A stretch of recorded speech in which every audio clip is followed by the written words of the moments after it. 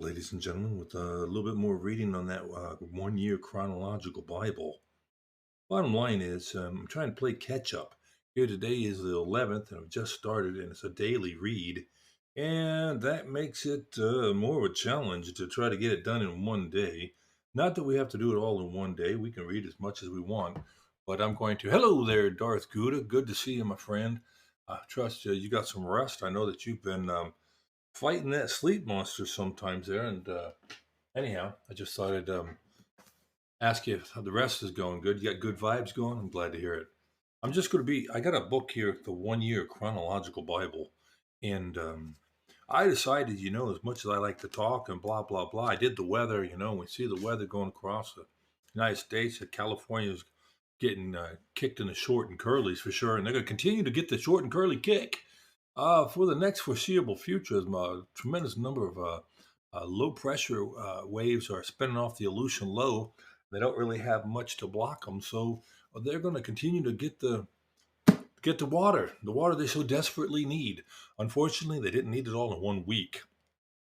Just talking to a friend of mine from LA, and we were talking about the snow up there in the high mountains, and they need about 150 feet at least. Anyhow, I'm thinking I'm going to pull out the here book and I'll continue to read and butcher the Bible. Hopefully, there won't be any lightning or anything. As an aside, the thing is, I'm reading the Bible, not preaching the Bible. It's a NIV, and mate, not the Bible so much, but love and sport. Hey, no, and I appreciate it. I understand. It's one of the most popular books of all time is the Bible. Wrong, right, or indifferent, and most of our laws are predicated on what's in the Bible. And there are a lot of different ways people can take a look at it, and I get it. But just like this past last Monday, when that NFL player was hurt on the field, and they did the CPR to resuscitate him, and he didn't resuscitate very well. Everybody hit their knees and they started praying. Now, for years, they've ridiculed Tim Tebow for doing that. And then for years, people were kneeling and giving homage to BLM and whatever is the soup du jour, right? And here we go. We have a problem out on the field for that young man. And everybody's hitting their knees, and all the announcers are talking about prayer. When things go haywire, a lot of people become foxhole believers. You know what I mean? And whether it's you believe that there's something, that you believe you're Rastafarian, but you believe there's something, then I believe there's room for discussion. There's not any room for anybody to foist anything on anybody. Matter of fact, it is clear within the Bible that we are not to be judgmental, particularly of non-believers. We're supposed to hold fellow believers accountable, but all the judging and all that is not our job. I'm not here to judge anybody. So I think that gets lost in the human nature to do things that are despicable and lowly, and any gradation between that. People want to. A lot of people want to be in charge. They want to be in power, and they find ways to do it by beating people over the head with a Bible of any make, model, or kind. It doesn't matter which religious construct you are utilizing. Um, the ones that have survived the test of time all seem to say, you got to do what you got to do, and I'm gonna do what I got to do. And yeah, I appreciate that. See, and my dad used to make a joke about hey, the church of what's happening now. Well, if in the underpinning of whatever your life philosophy is respect, love, caring, well, then I think you're in the ballpark. So if you need to put me on mute for a little bit, I've already got to January 6th, and here we are the 11th, and this is a day by day reading. So I'm going to put in another. It takes me about 20 minutes to read one day, and I'll probably read 1 or 2 days, get myself up to the 8th. And if I get up to the 8th, all we're going to be into, let's see, like today's January 11th. and that's page 39, and I'm on page 21, so I'm not going to read all that. And we'll still be in Genesis by January 11th. We won't get out of Genesis for a while. Oh boy, Katie, bar the door when we get to Leviticus and Numbers and Deuteronomy. Well, that's going to be a little bit of a tough read. I'm going to have to be honest with you. But I said I'd do it, so I'll do it. Hey, I appreciate you. And y'all just take a moment to rest, relax, and listen to these chapters in Genesis where we talk about a son promised to Sarah. Now, Sarah, where we left off, remember, Abraham used to be named Abram, and Sarah used to be named Sarai, and she was told that at the ripe age of 90, she's now going to have a boy, Isaac, and that she was to change her name. A son promised to Sarah, Genesis 18, 1 through 15, approximately 1901 BC.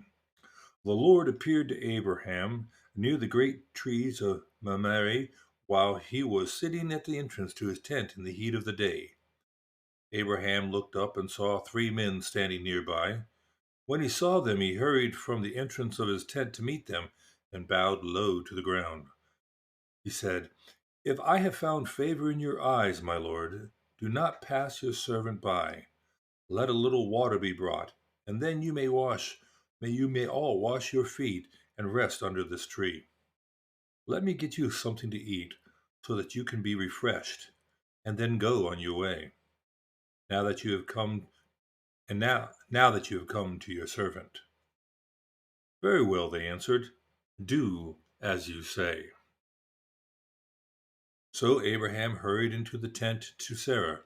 "Quick," he said, "get 3 seahs of finest flour and knead it and bake some bread." Then he ran to the herd and selected a choice, tender calf and gave it to a servant who hurried to prepare it. He then brought some curds and milk and the calf that had been prepared and set these before them. And while they ate, he stood near them under a tree. "Where is your wife Sarah?" they asked. "There, in the tent," he said. Then one of them said, "I will surely return to you about this time next year, and Sarah, your wife, will have a son." Now Sarah was listening at the entrance to the tent, which was behind him. Abraham and Sarah were already very old, and Sarah was past the age of childbearing. So Sarah laughed to herself as she thought, "After I am worn out, and my Lord is old, will I now have this pleasure?"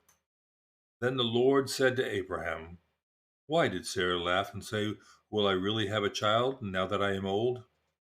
Is anything too hard for the Lord? I will return to you at the appointed time next year, and Sarah will have a son." Sarah was afraid, so she lied and said, "I did not laugh." But he said, "Yes, you did laugh." Abraham intercedes for Sodom, Genesis 18, verses 16 through 33. When the men got up to leave, they looked down toward Sodom, and Abraham walked along with them to see them on their way. Then the Lord said, "Shall I hide from Abraham what I am about to do? Abraham will surely become a great and powerful nation, and all nations on earth will be blessed through him.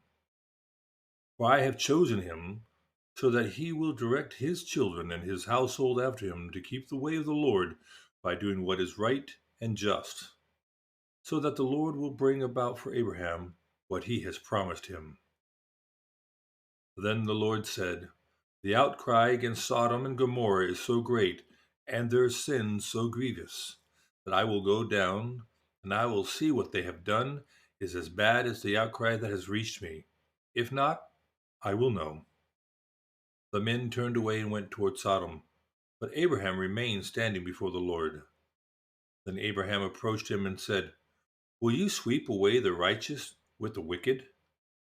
What if there are 50 righteous people in the city? Will you really sweep it away and not spare the place for the sake of the 50 righteous people in it? Far be it from you to do such a thing, to kill the righteous with the wicked, treating the righteous and the wicked alike. Far be it from you. Will not the judge of all the earth do right?" The Lord said, If I find 50 righteous people in the city of Sodom, I will spare the whole place for their sake. Then Abraham spoke up again.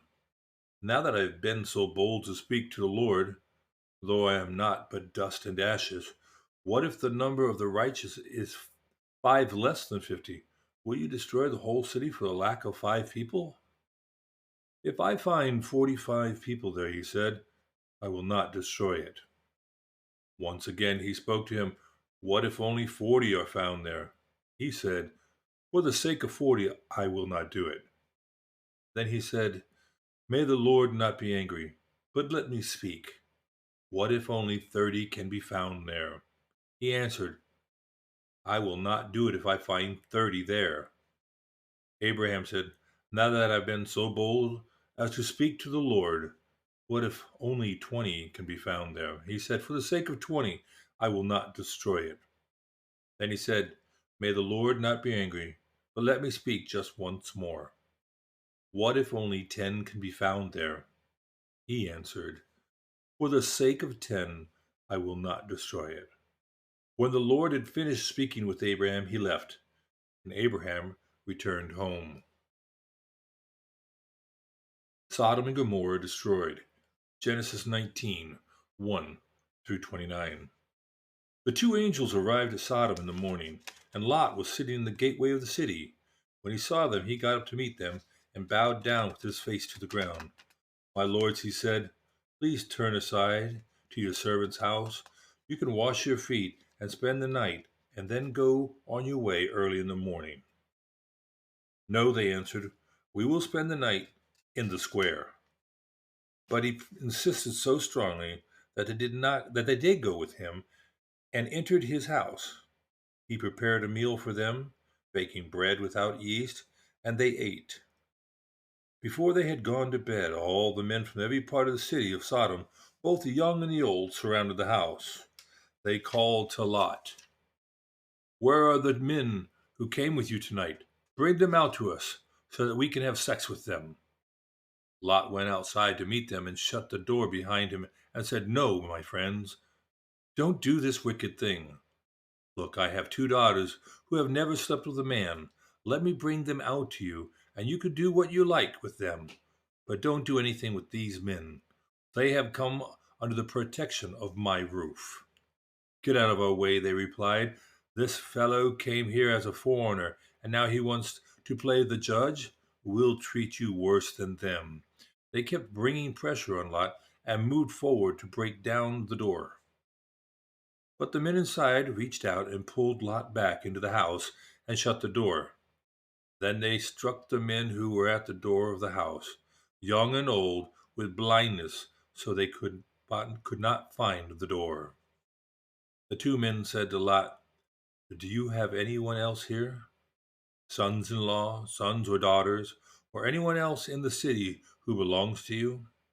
Get them out of here, because we are going to destroy this place. The outcry to the Lord against its people is so great that he has sent us to destroy it.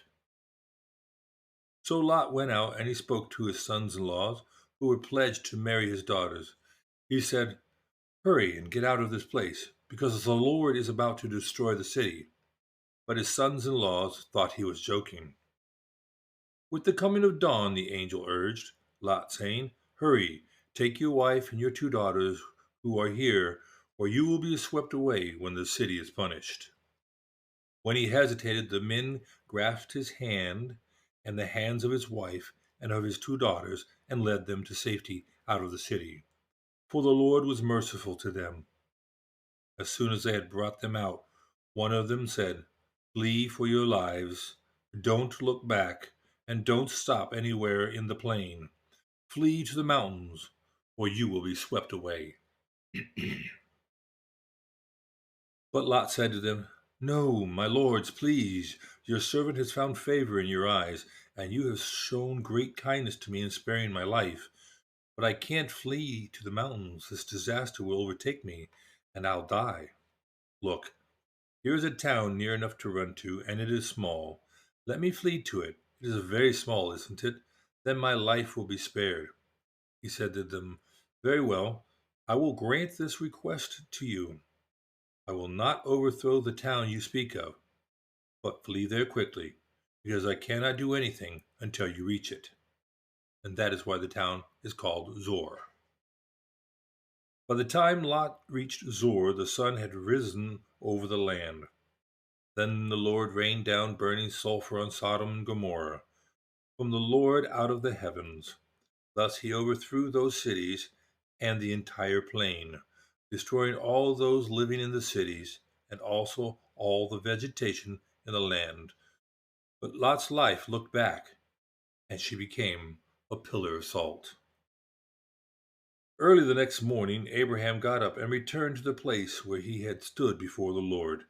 He looked down toward Sodom and Gomorrah, toward all the land of the plain, and he saw dense smoke rising from the land, like smoke from a furnace. So when God destroyed the cities of the plain, he remembered Abraham, and he brought Lot out of the catastrophe that overthrew the cities where Lot had lived. Lot and his daughters, Genesis 19:30 through 38. Lot and his daughters left Zor and settled in the mountains, for he was afraid to stay in Zor. He and his two daughters lived in a cave. One day the older daughter said to the younger, "Our father is old, and there is no man around here to give us children, as is the custom all over the earth. Let's get our father to drink wine, and then sleep with him and preserve our family line through our father." That night they got their father to drink wine, and the older daughter went and slept with him. He was not aware of it when she lay down or when she got up. The next day the older daughter said to the younger, "Last night I slept with my father. Let's get him to drink wine again tonight, and you go in and sleep with him so we can preserve our family line through our father." So they got up, so they got their father to drink wine that night also, and the younger daughter went in and slept with him. Again he was not aware. He was not aware of it when she lay down or when she got up. So both of Lot's daughters became pregnant by their father. The older daughter had a son, and she named him Moab. He is the father of the Moabites today. The younger daughter also had a son, and she named him Amimi, and he is the father of the Ammonites today. That's just straight up, yeah. Abraham deceives Abimelech. Genesis 20:1 through 18. And I will butcher these names. Now Abraham moved from the town there into the region of the Negev and lived between Kadesh and Shur. For a while he stayed in Gerar, and there Abraham said of his wife Sarah, "She is my sister." Then Abimelech, the king of Gerar, sent for Sarah and took her. But God came to Abimelech in a dream one night and said to him, "You are as good as dead, because of the woman you have taken. She is a married woman." Now Abimelech had not gone near her, so he said, "Lord, will you destroy an innocent nation? Did he not say to me, 'She is my sister'? And didn't she also say, 'He is my brother'? I have done this with a clear conscience and clean hands." Then God said to him in the dream, "Yes, I know you did this with a clear conscience, and so I have kept you from sinning against me. That is why I did not let you touch her. Now return the man's wife, for he is a prophet, and he will pray for you, and you will live. But if you do not return her, you may be sure that you and all who belong to you will die." Early the next morning, Abimelech summoned all his officials, and when he told them all that had happened, they were very much afraid. And Abimelech called Abraham in and said, "What have you done to us? How have I wronged you that you have brought such great guilt upon me and my kingdom? You have done things to me that should never be done." And Abimelech asked Abraham, "What is your reason for doing this?" Abraham replied, "I said to myself, 'There is surely no fear of God in this place. They will kill me because of my wife. Besides, she really is my sister, the daughter of my father, though not my mother. And she came she became my wife. And when God had me wander from my father's household, I said to her, this is how you can show your love to me. Everywhere we go, say of me, he is my brother. Then Ab, Abi, Abimelech brought sheep, cattle, and male and female slaves and gave them to Abraham. And he returned Sarah, his wife, to him. Abimelech said, my land is before you. Live wherever you like. To Sarah he said, I am giving your brother 1,000 shekels of silver. This is to cover the offense against you before all who are with you. You are completely vindicated. Then Abraham prayed to God, and God healed Abimelech, his wife, and his female slaves so they could have children again. For the Lord had kept all the women in Abimelech's house from conceiving because of Abraham's wife, Sarah. The birth of Isaac, Genesis 21, 1 through 7, about 1900 BC, and time for a little coffee.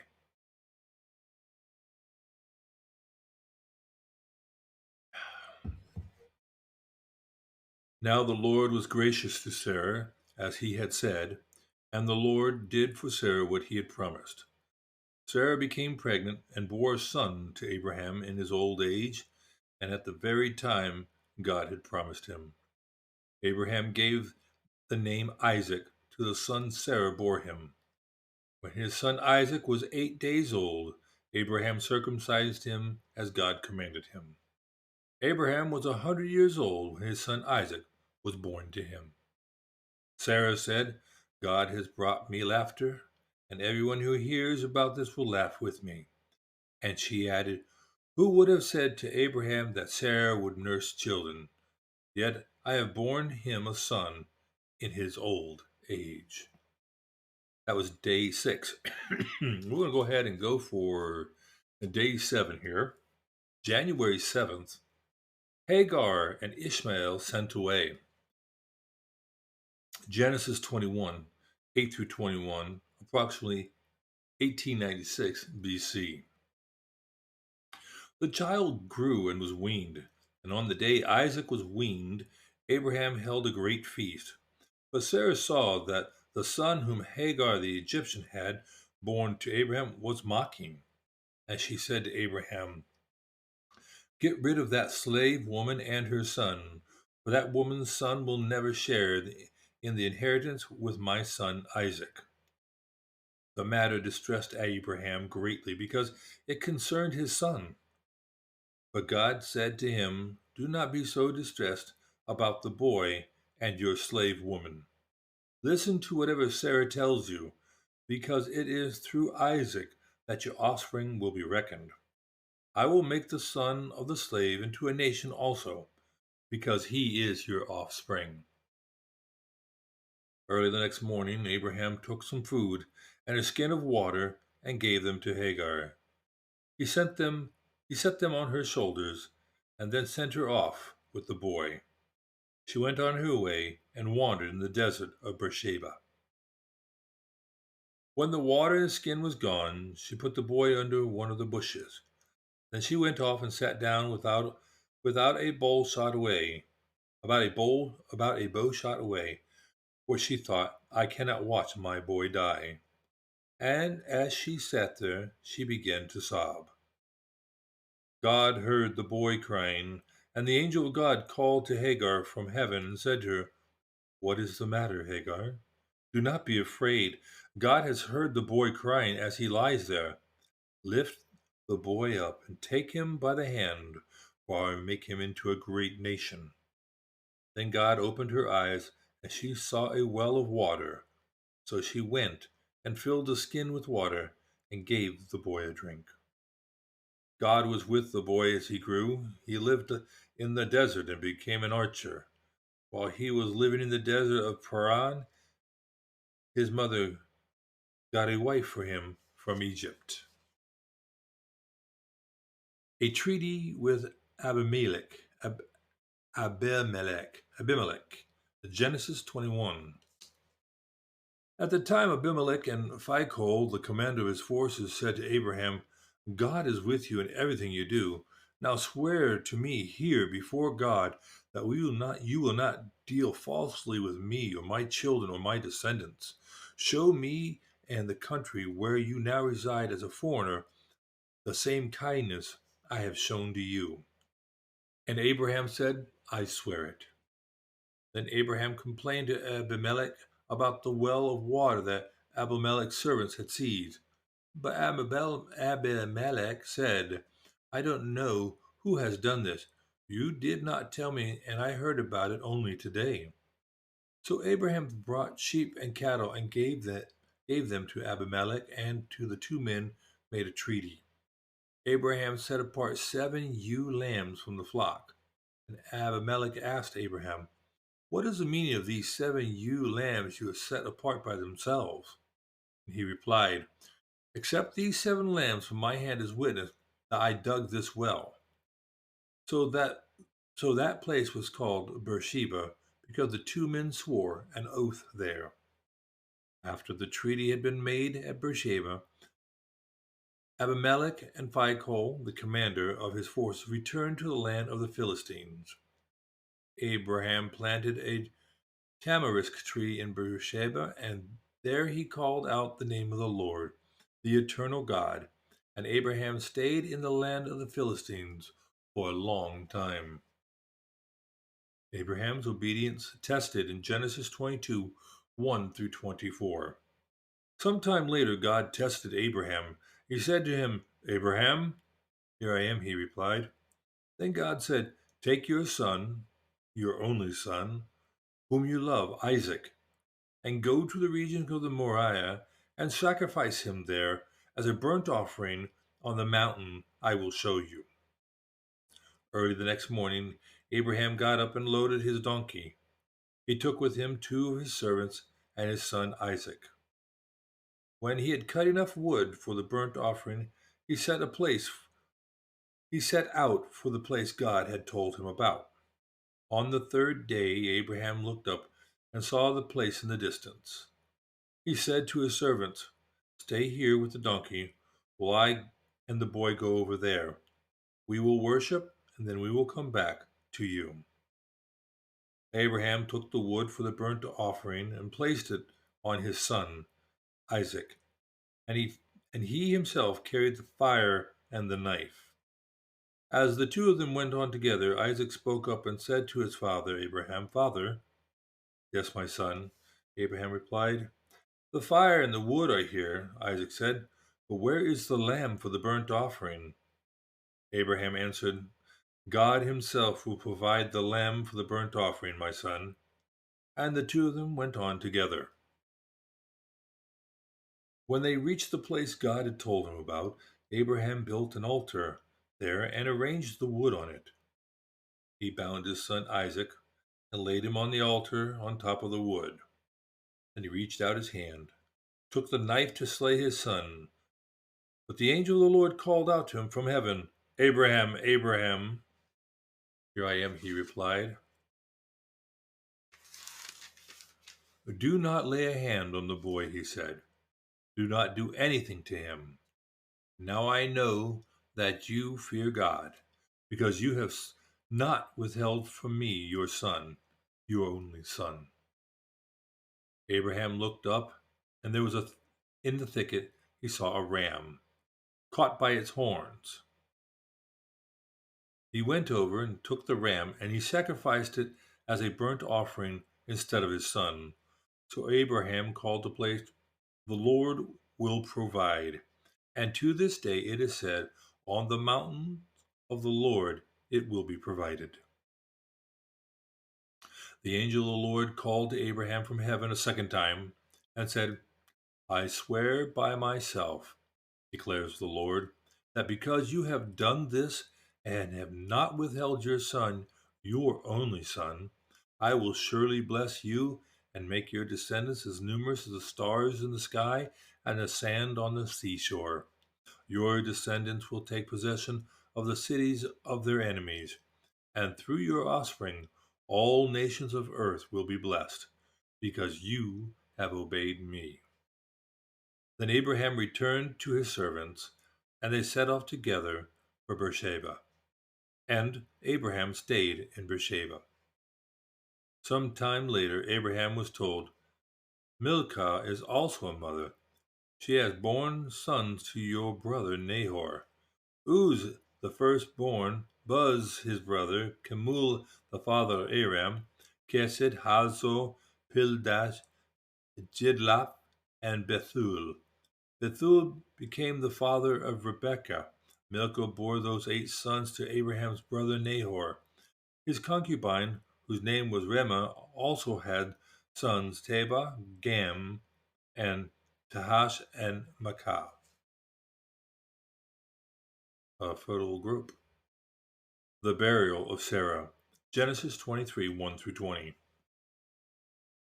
Sarah lived to be 127 years old. She died at Kiriath Arba, that is, Hebron, in the land of Canaan.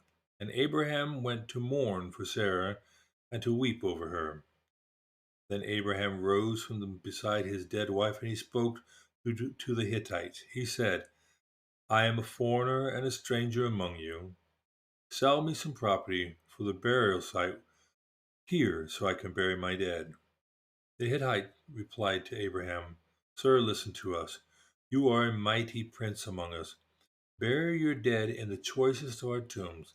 None of us will refuse you his tomb for burying your dead." Then Abraham rose and bowed down before the people of the land, the Hittites. He said to them, "If you are willing to let me bury my dead, then listen to me and intercede with Ephron, son of Zohar, on my behalf. So he will sell me the cave of Machpelah, which belongs to him and is at the end of his field. Ask him to sell it to me for the full price as a burial site among you." Ephron the Hittite was sitting among his people, and he replied to Abraham in the hearing of all the Hittites who had come to the gate of the city, "No, my lord, listen to me. I give you the field, and I give you that cave that is in it. I give it to you in the presence of my people. Bury your dead." Again Abraham bowed low before the people of the land, and he said to Ephron in their hearing, "Listen to me, if you will. I will pay the price of the field. Accept it from me, so I can bury my own dead there." And Ephron answered Abraham, "Listen to me, my lord. The land is worth 400 shekels of silver.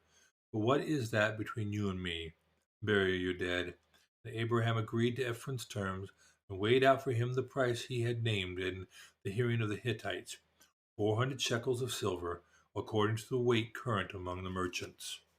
So Ephron's field in Machpelah near Mamre, both the field and the cave in it, and all the trees within the borders of the field, was deeded to Abraham as his property in the presence of all the Hittites who had come to the gate of the city. Afterwards, Abraham buried his wife Sarah in the cave in the field of Machpelah and near Mamre, which is Hebron, in the land of Canaan.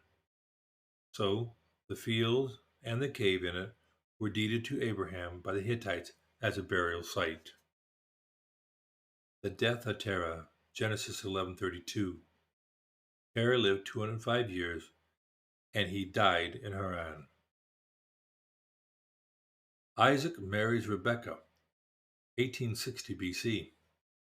Abraham was now very old, and the Lord had blessed him in every way.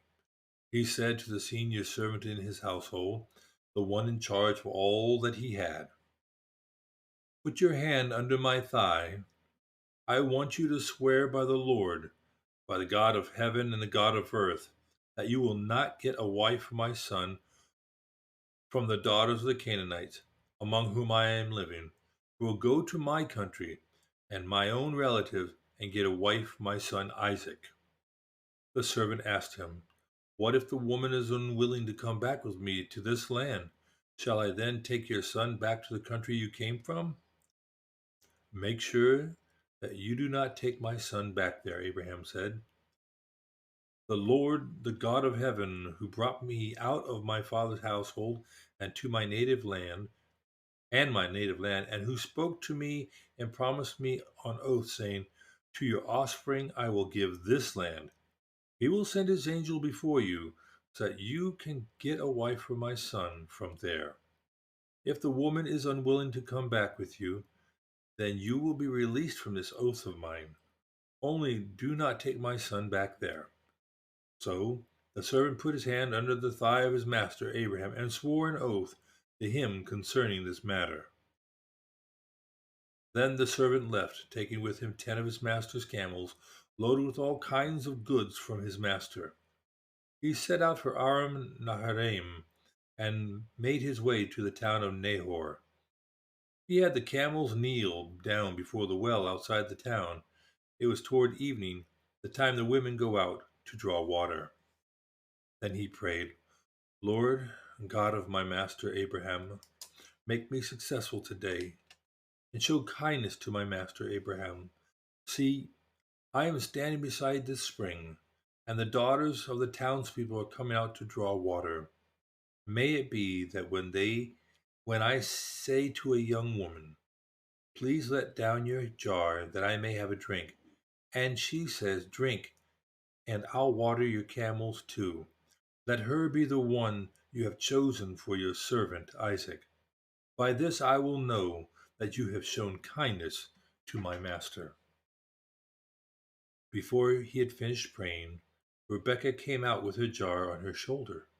She was a daughter of Bethuel, son of Milcah, who was the wife of Abraham's brother Nahor.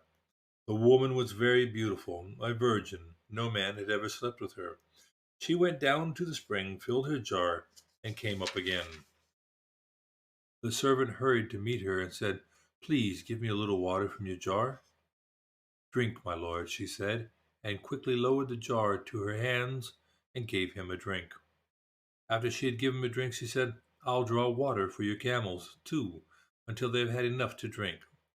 So she quickly emptied her jar into the trough, ran back to the well to draw more water, and drew enough for all his camels. Without saying a word, the man watched her closely to learn whether or not the Lord had made his journey successful. When the camels had finished drinking, the man took out a gold nose ring weighing a beka and 2 gold bracelets weighing 10 shekels. Then he asked, whose daughter are you? Please tell me, is there room in your father's house for us to spend the night? She answered him, I am the daughter of Bethuel, the son that Michael bore to Nahor. And she added, we have plenty of straw and fodder, as well as room for you to spend the night. Then the man bowed down and worshipped the Lord, saying, praise be to the Lord, the God of my master Abraham, who has not abandoned his kindness and faithfulness to my master. As for me, the Lord has led me to the journey to the house of my master's relatives. The young woman ran and told her mother's household about these things. Now Rebekah had a brother named Laban, and he hurried out to the man at the spring. As soon as he had seen the nose ring and the bracelets on his sister's arms, and he had heard Rebekah tell what the man said to her, he went out to the man and found him standing by the camels near the spring. Come, you who are blessed by the Lord. Why are you standing out here? I have prepared the house and a place for the camels. So the man went to the house, and the camels were unloaded. Straw and fodder were brought for the camels, and the water for him and his men to wash their feet. Then food was set before him, but he said, I will not eat until I have told you what I have to say. Tell us then, Laban said. So he said, I am Abraham's servant. The Lord has blessed my master abundantly, and he has become wealthy. He has given him sheep and cattle, silver and gold, male and female servants, and camels and donkeys.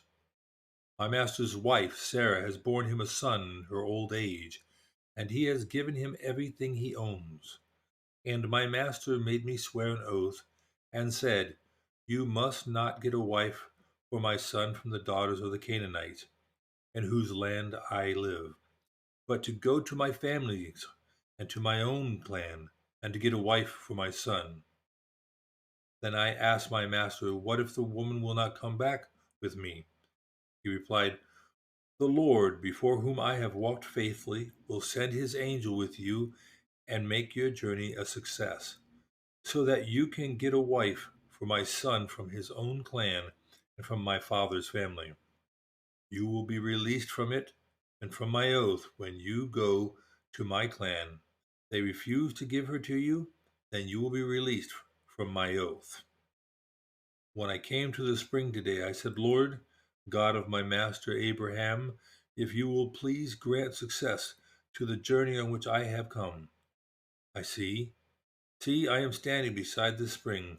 If a young girl comes to draw water, and I say to her, please let me drink a little water from your jar, and if she says to me, drink, and I will draw water for your camels too, let her be the one the Lord has chosen for my master's son.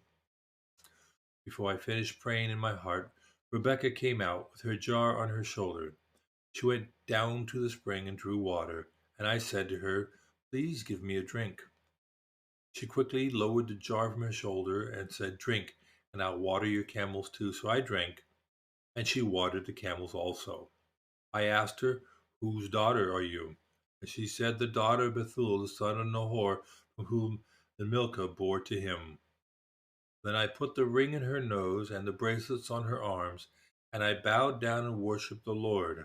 I praised the Lord, the God of my master Abraham, who has led me on the right road to get the granddaughter of my master's brother for his son. Now, if you will show kindness and faithfulness to my master, tell me, and if not, tell me, so I may know which way to turn. Lebaron and Bethuel answered, this is from the Lord. We can say nothing to you one way or the other. Here is Rebekah. Take her and go, and let her become the wife of your master's son, as the Lord has directed. When Abraham's servants heard what they said, he bowed to the ground before the Lord. Then the servant brought out gold and silver jewelry and articles of clothing and gave them to Rebekah. He also gave costly gifts to her brother and to her mother. And then he and the men who were with him ate and drank and spent the night there. When they got up the next morning, he said, send me on my way, master. But her brother and her mother replied, let the young woman remain with us 10 days or so, then you may go. But he said to them, do not detain me. Now that the Lord has granted success to my journey, send me on my way so I may go to my master. Then they said, let's call the young woman and ask her about it. So they called Rebekah and asked her, will you go with this man? I will go, she said. So they sent their sister Rebekah on her way, along with her nurse and Abraham's servant and his men. And they blessed Rebekah and said to her, our sister, may you increase to thousands upon thousands. May your offspring possess the cities of their enemies. Then Rebekah and her attendants got ready and mounted the camels and went back to the man. So the servant took Rebekah and left. Now Isaac had come from Beer Lahai Roi, for he was living in the Negev. He went out to the field one evening to meditate, and as he looked up, he saw camels approaching. Rebekah also looked up and saw Isaac. She got down from her camel and asked the servant, who is the man in the field coming to meet us? He is my master, the servant answered. So she took her veil and covered herself. Then the servant told Isaac all he had done. Isaac brought her into the tent of his mother Sarah, and he married Rebekah. So she became his wife, and he loved her, and Isaac was comforted after his mother's death. And that pretty much covers it for 2 days when we did that in about 46 minutes. It's quite interesting reading about these stories, and I have heard many sermons, and there are many sermons in the preceding passages, of course. But again, reading it and hearing it, hearing what people did and didn't do, and the implications of that. And some things were pretty they were pretty freaky deaky, to be honest. But we ours not to judge or to ask, right? I'm just reading it and getting the word out there, and I kind of like it. Hopefully, it is not too egregious for anybody else. If it is, well, while I would apologize, it would be hollow, so I'll not do that. But the important part is that I am fulfilling, just like many other people do. I am fulfilling that the word of saying, "Hey, I will read the Bible through." And so there we have it. That is reading again, the reading two today, till we catch up to the date. So we are through to, like I said, we read the 6th and the 7th. We'll start tomorrow with the 8th, January 8th, and we will probably finish up with the 11th. And I try to get to the 12th. We'll see. If we get to the 12th, I did 8. I did 7 today. I should be able to do the remaining part for tomorrow. And then when we get to the 13th, we will be all caught up, and the readings will be perhaps they'll be fewer. We'll see how this goes. Okay, thank you very much for joining me here today on the reading, and I will let you all get on about your day, and we'll catch you out in your streams as well. Take care. Peace, prayers, and blessings from the house of Scotty P. Good day.